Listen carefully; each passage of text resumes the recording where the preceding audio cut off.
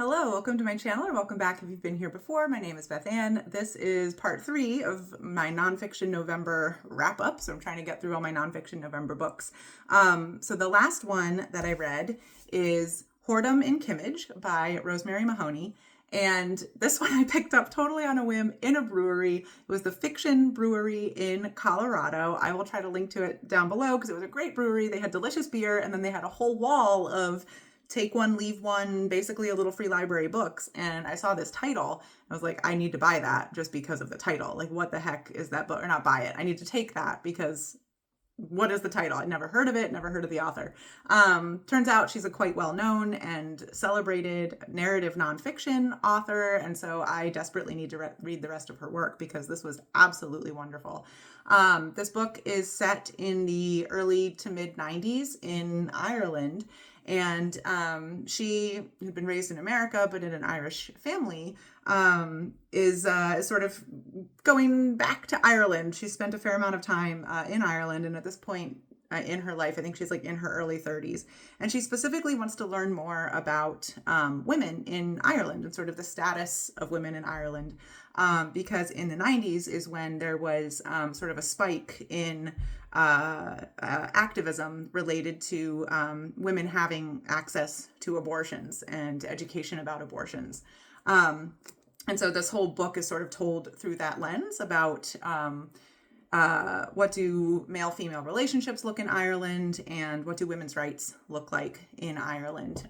She also spends quite a bit of time in the book exploring female queer communities in Ireland and going to lesbian clubs and talking to lesbians and doing interviews. So there's also an aspect of that, which of course plays really strongly into the idea of women's rights and women's bodily autonomy. A couple of things about this book. So just absolutely gorgeously written. So narrative nonfiction. So I learned a lot, but then it was also just beautiful writing about Ireland, about the setting and the place and the people. A lot of the book takes place in very small town Ireland because she rents a house. It's basically a small castle that local folk think is, haunted and cursed, and so they don't want to have anything to do with it for the most part. And she rents it, and so she's the weird Yankee who rented the castle outside of town and comes into the pubs to get to know people and conduct her interviews and things. So you get kind of that rural vibe as well. And then she spends quite a bit of time in Dublin as well, talking to women's rights organizations and going to clubs and bars to talk to women there. So just a quick little sample of the writing that I thought was beautiful. This is sort of in the middle of the book, so she's going to reference some people, but just super briefly. Francis McNamara had shyly asked me if I would attend the Saturday evening Mass with him sometime, and though I rarely went to Mass, I found it difficult to turn down his invitation. I promised Francis I would go to Mass with him the first Saturday in December, and on the appointed evening I walked into the village to meet him. By 6 o'clock, the evenings were completely dark now, and in the darkness of the Gort Road, the headlights of oncoming cars were blinding. Each time a car passed, there were moments of utter blackness while my eyes tried to adjust, a darkness so profound it was deafening. But I knew this road by heart now. I knew when to expect the gravelly munching of cows from behind the hedges, the bovine sighs that were eerily human. I knew at which point the 3 vicious sheepdogs with their glow-in-the-dark fangs and their repulsive snarling would come leaping out of the darkness and hurl themselves against the iron gate that separated them from me. I knew when the low-hanging leaves of a chestnut tree would gently brush against my forehead, and I knew where to avoid the edge of the road and its patches of angry nettles. I knew that the weirdly radiating light in the middle of a dark field beyond the fork in the road was a heat lamp in a pump house. And I knew the mournful creaking noise just beyond Bridie O'Daly's farm was an arthritic oak tree. In the darkness, these things, if you weren't expecting them, could have the same heart-stopping impact as the horrors in a haunted house. But I knew them all, and the puddles and the potholes and the ugly Swedish smells of the various farms. I could even identify passing cars and tractors by their tail lights, and sometimes by the distinctive sound of the engine. The darkness that had once been so frightening had become a shield, a protective covering, and while most people who walked these roads at night carried a flashlight, I felt less vulnerable without one. So just beautifully written.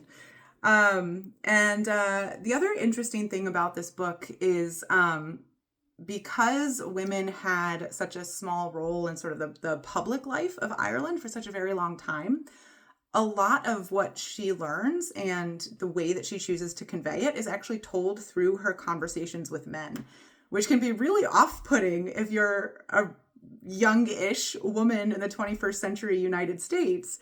You're reading a book that's about, women's rights. And so much of the book is about her conversations with men.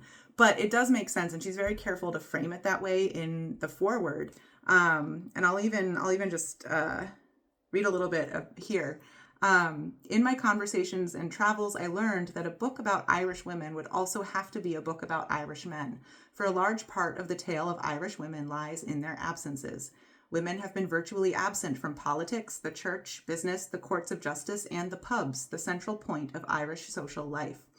In learning about Irish women, I was also learning about Irish men, for the women often seemed to be engaged in a response to men. As separate as men and women are in Ireland, it is difficult to separate them. So that was really powerful.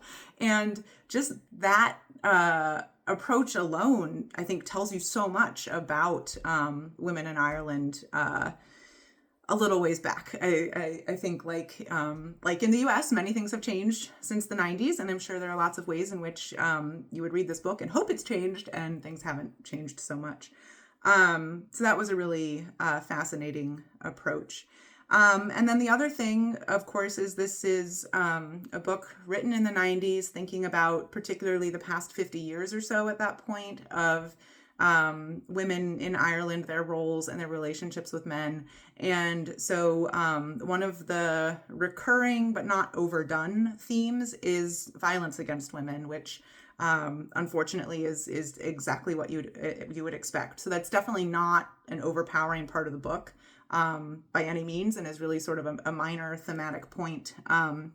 But one passage toward the end just really stood out. The author had caught a ride with a woman driving a vehicle. I forget where she was going, but she caught a ride, and the situation with Clarence Thomas and Anita Hill came up in their conversation, and this woman just starts ranting.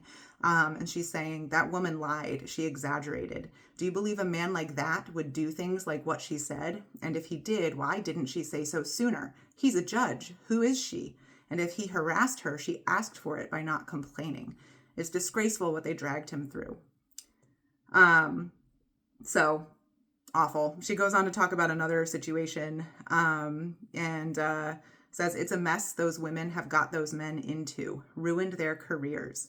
What's the complaint? Women obviously have a lot of power, which is just, there's so much to unpack there, and more than I want to get into in a booktube video, especially when this is already getting to be the length that I like to limit myself at, because I like short videos.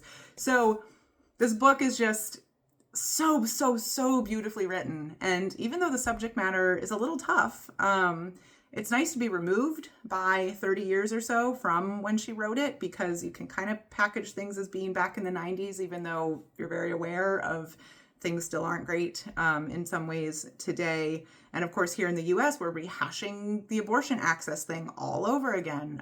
We rehashed it and it was awful. So anyway, still incredibly timely to read. And just absolutely recommend this, and I will be checking out more of this author's work. So if you stuck around, thanks for watching this video, and let me know what cool nonfiction you're reading these days. Thanks. See you in the next video.